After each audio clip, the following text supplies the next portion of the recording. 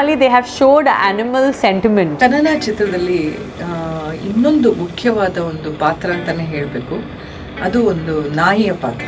ಸಾಂಗ್ನಲ್ಲಿ ಆ ನಾಯಿ ಬರೋದು ಓಡೋದು ಆ ಸಾಂಗ್ ಇದೆ ನೋಡಿ, it is something special which I have seen in this film. ಹೀರೋಗೆ ಹತ್ತತ್ರ ಸಮನಾಗಿ ಅದ್ಭುತವಾಗಿ ನಟಿಸಿದ ಇನ್ನೊಂದು ಜೀವ ಅದು ನಾಯಿ. ವಿಕ್ಕಿ ಅಂತ ಚಿತ್ರದಲ್ಲಿ ಹೆಸರು, ಬುಲ್ ಬಾಯ್ ಅಂತ ಅದರ ಒರಿಜಿನಲ್ ಹೆಸರು. Many films, whenever we see animals, and there's a deep compassion that the director establishes in between the characters in the film and the animal. Because ಪ್ರಾಣಿಗಳು ಅಂತ ಹೇಳಿದರೆ, ಪ್ರಾಣಿಗಳು ಅವರ ಮನಸ್ಸು ಎಷ್ಟು ಸ್ವಚ್ಛ ಅಂದರೆ ಎಷ್ಟು ಹಣವಂತರು ಎಷ್ಟು ಬಡವರು ಗೊತ್ತಿಲ್ಲ, ಎಷ್ಟು ಮಾರ್ಕೆಟ್ ಇದೆ, ಸಿನಿಮಾ ಹಿಟ್ಟ ಸಿನಿಮಾ ಫ್ಲಾಪ್ ಅಂತ ಗೊತ್ತಿಲ್ಲ.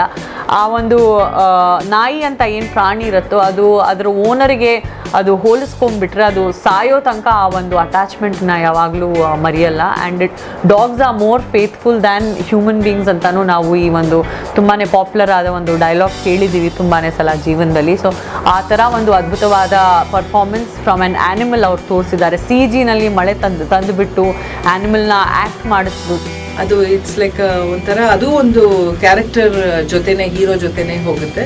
ತುಂಬ ದೊಡ್ಡ ಚಾಲೆಂಜ್ ಇವತ್ತಿನ ತಾರೀಕಲ್ಲಿ. ಸೊ ಒಂದು ರಾಟ್ ವೈಲರ್, ಅದರಲ್ಲೂ ಇಟ್ಸ್ ಅ ಫೆರೋಷಿಯಸ್ ಬ್ರೀಡ್. ನನ್ನ ಹತ್ರ ಇರೋ ಸುಲ್ತಾನ್, ನನ್ನ ಪಿಟ್ಬುಲ್ಲು ಫೆರೋಷಿಯಸ್ಸೇ. ನಾವು ಹೇಗೆ ಅನುಭವಿಸ್ತಾ ಇದ್ದೀವಿ, ಬಟ್ ಹೇಗೆ ನಾವು ಇಮೋಷ್ನಲಾಗಿ ಅಟ್ಯಾಚ್ ಆಗಿದ್ದೀವಿ ಅದೆಲ್ಲ ನಮಗೆ ಗೊತ್ತಿದೆ. ಸೊ ಒಂದು ರಾಟ್ ವೈಲರ್ ಜೊತೆ ಒಂದು 15-20 ಮಿನಿಟ್ಸ್ 25 ಮಿನಿಟ್ಸ್ ಫುಟೇಜ್ ಅವ್ರು ಶೂಟ್ ಮಾಡಿರೋದು ನಿಜವಾಗ್ಲೂ great achievement. And it has always been successful in the past whenever you have a animal history in the movie. ಆ್ಯನಿಮಲ್ಸಿಂದ ಕೆಲಸ ತೆಗೆಯೋದು ತುಂಬ ಕಷ್ಟ. ಪಾಪ ಅದಕ್ಕೆ ಟೈಮ್ ಕೊಡಬೇಕು, ಅದಕ್ಕೆ ಅದು ಆ ವಿಷಯದಲ್ಲಿ ತುಂಬ ಚೆನ್ನಾಗಿ ನಿರ್ದೇಶಕರು ತೆಗೆದಿದ್ದಾರೆ. ಈ ನಾಯಿ ಭಾಳ ಅದ್ಭುತವಾಗಿ ನಟಿಸಿದೆ ಇದರಲ್ಲಿ. ಪ್ರಾಣಿಗಳು ಸಿನಿಮಾದಲ್ಲಿ ನಟಿಸೋದು ಮೊದಲಿಂದ ಬಂದಿದೆ. ಇತ್ತೀಚಿನ ದಿನಗಳಲ್ಲಿ ಪ್ರಾಣಿಗಳನ್ನ ಯಾರೂ ತೋರಿಸ್ತಾ ಇಲ್ಲ, ಏನೇನೋ ಸಮಸ್ಯೆಗಳಿರ್ತವೆ ಅಂತ.